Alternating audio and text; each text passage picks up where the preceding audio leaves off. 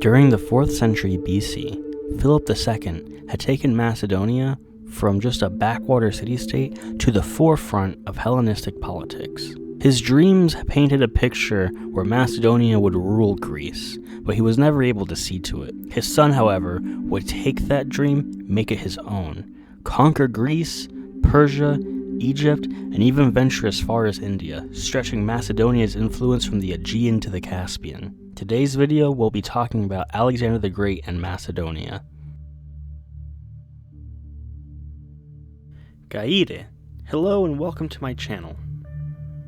In this series I intend on speaking on the different civilizations and leaders featured in the game Civ 6. I'll be looking at each of the unique features, as well as the leaders and civilizations themselves, and how they're inspired by real-life history. Born in 356 BC to King Philip II of Macedon and Queen Olympias, Alexander had dreamed from an early age to conquer Persia. It's a sentiment his father had inspired in him at a very young age. From the ages of 13 to 16, Alexander was tutored by Aristotle in philosophy, medicine, politics, and art, making him pretty much the Greek equivalent of an anime protagonist, considering his father was a hero and he was taught by frickin' Aristotle. Unlike Aristotle, however, Alexander did not share the sentiment that non-Greeks should be enslaved, so he won some good boy points there. At the age of 16, Alexander was made regent for a time, while Philip II went to war in Byzantium. So Alexander used this time and power to conquer the Maedi people, losing him his good boy points. 2 years later, his father went to war with the Greek League in an effort to unite Greece under Macedonia. During one of these battles, Alexander the shonen protagonist was able to break the flank of the legendary Sacred Band of Thebes, an elite fighting force made up of 150 badass pairs of lovers. Sometime after this, Alexander became estranged from his father after Philip II did his wife the dirty. So Alexander and his mom fled to a neighboring city-state. Later, Philip was assassinated, and Alexander was no longer the clear heir due to being estranged from his father for a period of time. So he took a page out of the Roman political book and decided to just kill everybody that wasn't him and was trying to take a claim to the throne. So having had covered Alexander's rise to power, we can now look at Macedonia in the scope of Civilization 6. They're a very domination-heavy civilization with a little bit of science and culture sprinkled in there, which is pretty close to exactly how Macedonia ran in the real world. Alexander was a very military-minded man, and even at the very beginning of his rule, we can see that. Alexander had expanded the borders of the Macedonian Greek Empire beyond what the city-states held before, and while he was doing campaigns out in modern-day Albania, the Greek city-states decided to rebel, led by both Thebes and Athens. Alexander marched from the heart of Albania all the way back to Thebes in a matter of 2 weeks to kill over 6,000 people, burn the city to the ground, and any survivors he captured were sold into slavery. He was able to make all the other city-states fall back into line, and Athens bent its knee to the throne. Alexander would forgive Athens' betrayal, and here we would see that Macedonia would become the dominating factor in the Hellenistic world. So with this display of iron-fisted might, we can see that Alexander is in fact somebody who very much directs himself towards domination in both the game and in real life. His campaigns didn't end there in conquering the Balkan regions, but he actually would extend his empire into Persia. His armies would clash with Darius III's in 333 BC, marking the real beginning of the Greek wars into Persia. Alexander's combined armed style of warfare gave his army the upper edge over Persia and would help his troops, though outnumbered, exceed the strength that Darius could muster in his Persian troops. Alexander the Great disgraced Darius III so thoroughly that Darius' own mother disowned him and then adopted Alexander in his place, giving him the sickest burn that is possible at that point in time. Alexander would continue pushing his campaign through Persia, rejecting every plea Darius would have for peace, never settling until the throne of Persia was his own. In 331 BC, Alexander would clash with Darius again at Gaugamela in modern-day northern Iraq. This battle was for the fate of Persia, and both men knew this.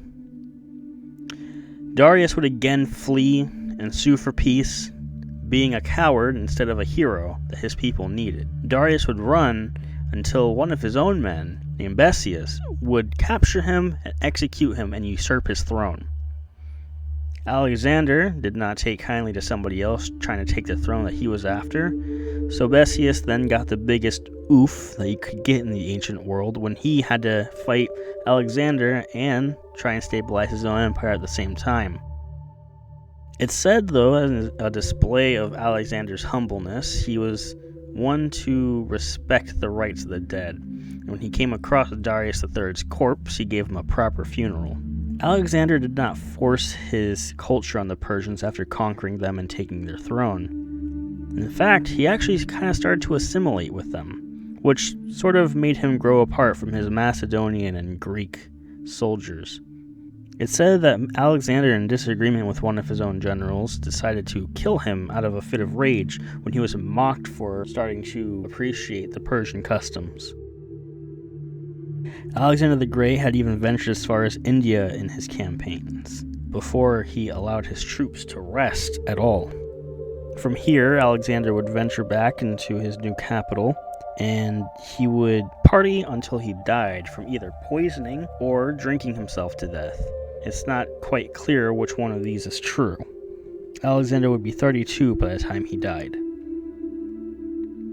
Alexander the Great is responsible for helping kickstart the Hellenistic age and cross-pollinate Greek and Persian cultures. After centuries of strife between the two peoples, their ideas would begin to be shared across the borders and flourish in their own ways. Now that we talked about Alexander, we can talk about Macedonia, the actual civilization. The earliest Macedonians were a semi-nomadic shepherding people located in the Orestian highlands of northern Greece. Macedonia at this time was not a part of Mycenaean Greece either, and though today the Greeks claim Macedonia is a piece of their heritage, the Greeks at the time would not recognize Macedonia as a Greek city-state. Instead, as Herodotus puts it, they believed Macedonia to be a kingdom of Macedonians ruled by Greeks. In the mind of the ancient Greeks, a Greek could not be ruled by a king, but only live in a republic. Alexander would give them a big oof about that one. The original capital of Macedonia was Aigai, or Vergina, the city in which shares its name with the Vergina sun, a symbol of Macedon. This symbol, that is also displayed in Civilization 6 as the symbol for Macedonia, is in reference to the mythical first king of Macedon. According to Herodotus, Perdiccas, who was descended from Heracles, was the first Macedonian king. There's a story in which him and a couple of his brothers are banished from one of the Greek city-states. They move to the Orestian highlands and work as shepherds for a time, for a petty chief. This petty chief would not appropriately pay Perdiccas and his siblings, and so everybody except Perdiccas left without payment, in which Perdiccas would receive a ray of sunshine that would peek through the stable roof. Perdiccas pointed to this ray of sunshine as it hit the ground and said, "This is my kingdom." Later, he would be correct. This founding dynasty, known as the Argeads, who ruled all the way up until Alexander III and his son, Alexander III being Alexander the Great. The Greeks were uneasy with Macedonia because they had a monarchy, but the Macedonians did worship the Greek gods and did speak Greek. Most of the external powers that surrounded Macedonia that weren't Greek viewed them as another Greek society. So even though at the time the other Greeks didn't view Macedonia as Greek, the people around Greece did. King Archelaus, a Macedonian king who had later begun to integrate Greek culture into the Macedonian rural lands, would soon start changing this perception. It would be Greek architecture, Greek music, Greek plays, and King Philip II and Alexander would all feel as though they were Greek. It would be this King Philip II who would expand Macedon from a mere city-state to a Greek superpower. It would be Alexander who would take this Greek superpower to its greatest height, spanning from the Ionian Sea to the Arabian Sea, the Caspian Sea, and even the Red Sea. The fall of Macedonia would come very shortly after Alexander's death, and it's pretty fair to say the empire died when he did. Now that we've finished covering the history behind Alexander and Macedonia, we can talk about the references and actual gameplay. The agenda that Alexander has unique to him is called a short life of glory, which is merely a reflection of who he was as a person and his life in general. In just 16 very short years, Alexander was able to make his mark on history forever. This Pan-Hellenist was able to stretch his kingdom to widths that no one at the time thought even possible.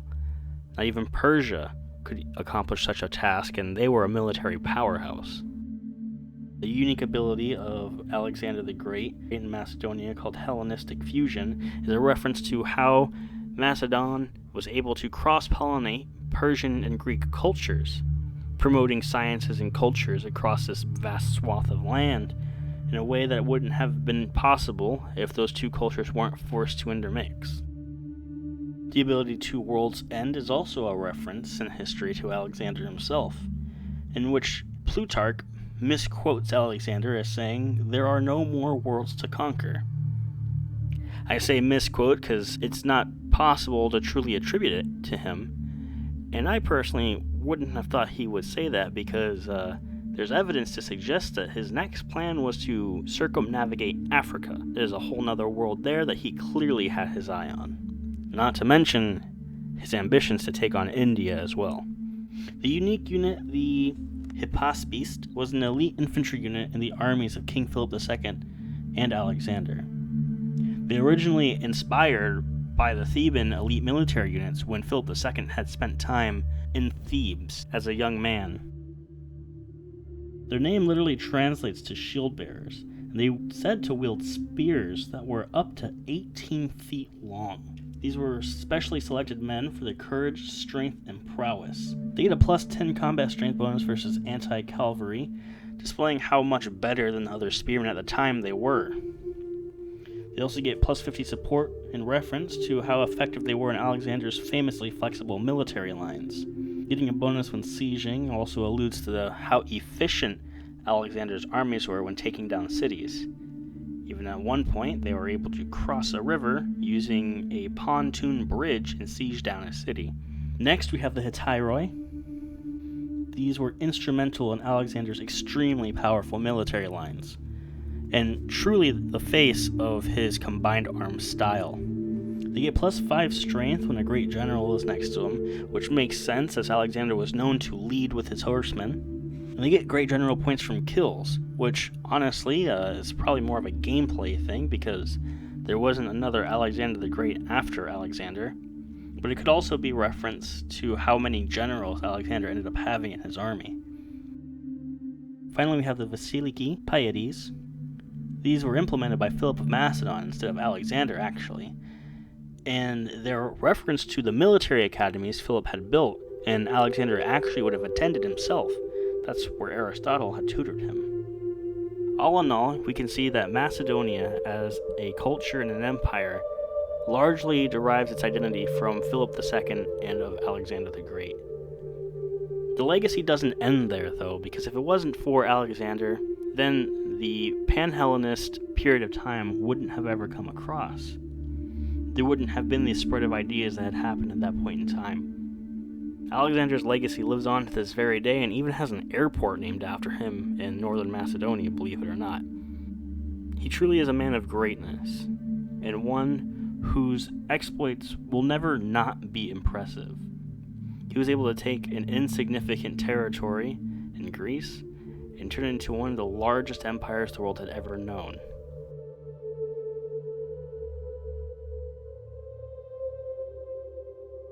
Thank you for watching my video. If you enjoyed it, feel free to leave a like, and maybe even subscribe if you're an absolute Chad. You can also leave a comment down below if you'd like to leave anything nice to say or some constructive criticism, or if you want to go ahead and yell at me for the semantics of Macedonia, that's cool too. I really appreciate you spending your time with me today, and I hope your evening is wonderful.